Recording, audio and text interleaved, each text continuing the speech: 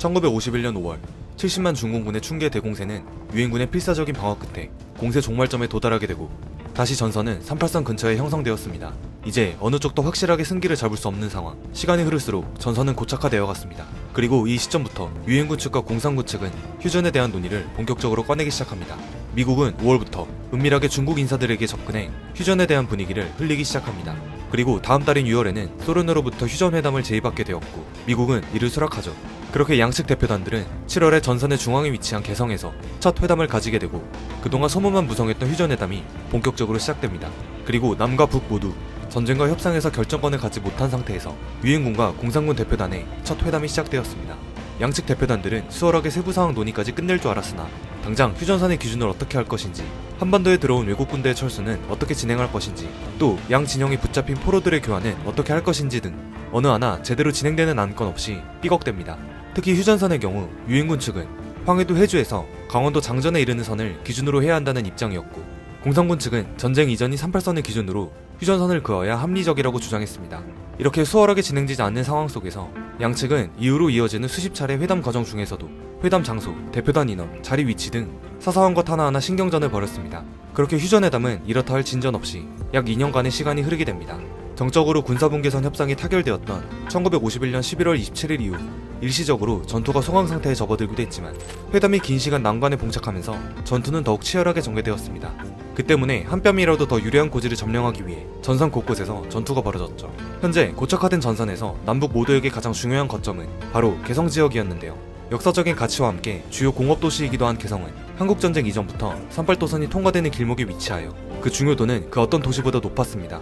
때문에 이승만 대통령은 당시 북한군의 점령하에 있던 개성을 탈환하기를 원했지만 유엔군은 현 상황에서 공격하기는 어렵고 탈환하더라도 지켜내기는 더 어렵다는 이유로 개성을 포기했습니다. 서부전선에서 6.25 전쟁 발발 이전에 비해 상실한 영토가 많아지자 국군은 잃었던 영토를 동부전선에서 보충하려고 필사의 공격을 다했습니다. 이렇듯 양측의 전투는 조금의 땅이라도 더 차지하기 위한 고지전의 형태로 진행되었으며 단 몇 킬로미터를 전진하기 위해 수천, 수만 명의 병사들이 희생되는 전투가 비일비재했습니다. 대표적으로 국군 구사단의 백머고지 전투와 정전협정이 체결되기 한 달 전에 마지막 대규모 전투였던 금성 전투가 있습니다. 처절한 피해를 감수해야만 하는 소모전이었지만 이들의 희생 덕분에 남한은 옹진반도와 개성지구를 상실하는 대신 속초와 양양을 포함해 동쪽으로 깊게 전진하는 현재의 영토를 얻게 되었죠. 한편 기나긴 휴전회담 중 가장 협의가 어려운 부분이 있었으니 바로 포로 교환에 대한 문제였습니다. 공산권과 자유진영 양측은 포로 교환 문제를 두고 첨예하게 대립했는데 공산군 측은 붙잡힌 포로들을 모두 원래 국적을 가진 나라에게 일괄적으로 송환시키자는 자동 송환을 주장했고 유엔군 측은 포로들 개개인이 송환을 원하는 국가로 보내주자는 자유송환을 주장했습니다.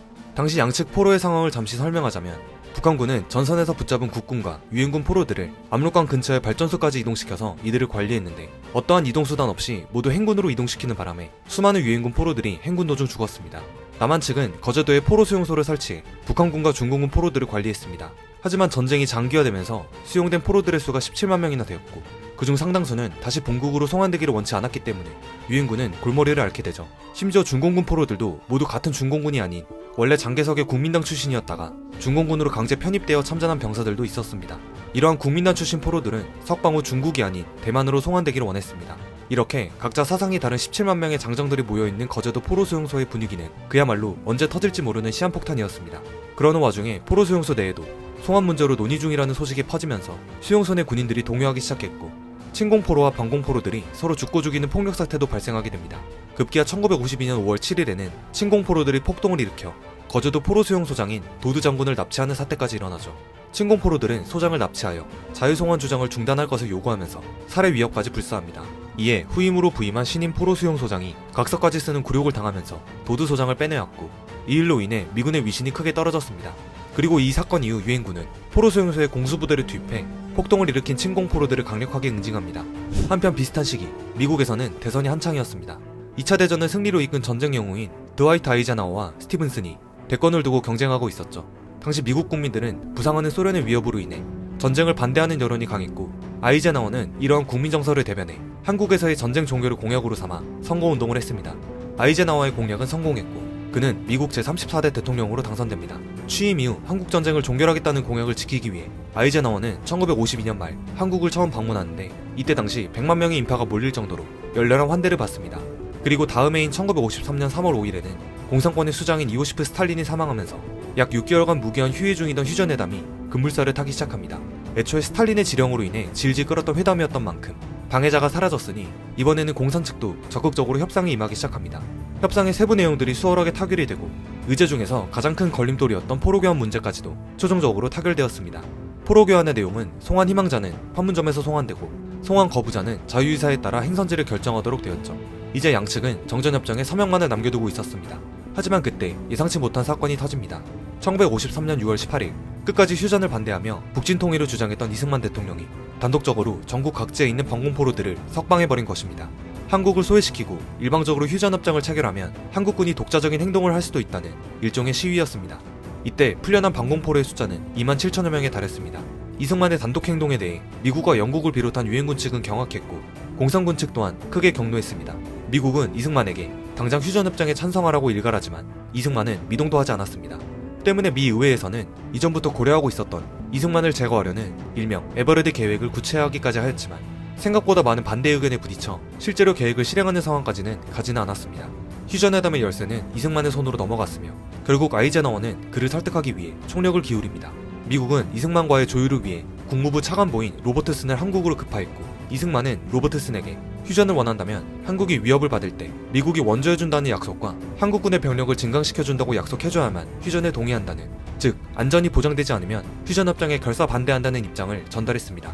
이승만은 소련 탱크와 중공군의 인해 전술을 막을 수 있는 제도적 장치가 마련돼야 한다고 계산한 것이죠. 로버트슨은 이승만과의 160시간에 걸친 소휴전회담을 통해 이승만의 요구를 들어준과 동시에 그에게서 휴전협정에 반대하지 않겠다는 답변을 얻어내는데 성공합니다. 이러한 이승만 대통령의 요구는 정전 직후 한미 상호 방위조약으로 체결되어 오늘날까지도 미국의 우방국으로서 한미동맹을 공고히 하는 중요한 조약으로 남게 됩니다. 그렇게 1953년 7월 27일 판문점에서 정전협정이 체결되어 3년간의 전쟁이 마침표를 찍게 되죠. 이제 한반도는 군사 분계선을 기준으로 둘로 나뉘어 각각 남한에는 자본주의 국가가, 북한에는 사회주의 국가가 수립되어 현재에 이르고 있습니다. 6.25 전쟁이라는 3년간의 전쟁으로 인해 한반도는 폐허가 되었습니다. 남측에서는 한국군 62만여 명, 유엔군 15만여 명 등 총 77만여 명의 인명피해가 있었고 북측에서는 북한군 80만 명, 중공군은 97만여 명이 죽거나 부상, 실종, 포로가 된 것으로 추정됩니다. 민간인 인명피해도 남한에서만 99만여 명이 되고 북한 지역 민간인 피해는 119만여 명이나 된다고 합니다. 수만 명의 전쟁고아와 더불어 가족끼리 생사도 불분명한 이산가족이 1000만여 명에 달했습니다. 전쟁 이전부터 첨예하게 대립했던 남북한의 다른 이념은 결국 수백만 명의 희생자를 낸 대전쟁으로 파국을 맞이합니다. 특히 미군은 유엔군 지상군의 50.3%, 해군의 85.9%, 공군의 93.4%를 담당하면서 6.25 전쟁 당시 가장 큰 역할을 해주었는데요. 트루먼 대통령은 평생 자신이 내린 결정 가운데 6.25 전쟁 참전이 가장 어려운 결정이었다고 회고했습니다. 트루먼 대통령은 이름도 알려지지 않는 작은 나라를 돕겠다는 결정으로 수많은 인명피해와 정치적 대가를 치러야 했지만 70년이 지난 지금 트루먼 대통령의 결정으로 공산주의로부터 자유민주주의를 지켜낸 영웅으로 남아있습니다. 여담으로 정전 직후 남북한에 억류된 포로들은 기본적으로 본인이 원하는 국가로 송환이 되는데 어떤 포로들은 남북한 어디에도 가고 싶지 않다는 의견을 내보이기도 했습니다. 그들은 더 이상 이념으로 인해 참혹한 전쟁에 휘말리고 싶지 않다, 혼자 살더라도 평화롭게 살고 싶다라고 말하며 제3국으로 송환되기를 원했죠. 그렇게 남북한 어디에도 돌아가고 싶지 않았던 이들은 당시 포로 교환을 담당하고 있던 중재국 인도군의 함선에 실려 인도로 송환됩니다. 고향과 가족을 모두 버리고 아무런 연고도 없는 제3국을 선택해야만 했던 이들이 바로 6.25 전쟁을 대변하는 상처가 아닐까요? 올해는 정전 70주년이자 한미동맹 70주년이 되는 해입니다. 70년 전 북한의 도발을 막고 한반도의 안전보장을 위해 시작된 한국과 미국의 동맹은 현재 안보동맹을 넘어서 미래첨단 과학기술 분야까지 포함한 포괄적 전략동맹으로 발전하고 있습니다. 이는 대한민국의 민주화와 경제발전을 견인하는 역할을 수행해왔죠. 마지막으로 이 나라를 지키기 위해 목숨을 바쳐 싸운 국군 참전용사들과 이름도 모르는 낯선 나라를 위해 기꺼이 달려오신 모든 유엔군 장병들에게 이 영상을 바칩니다.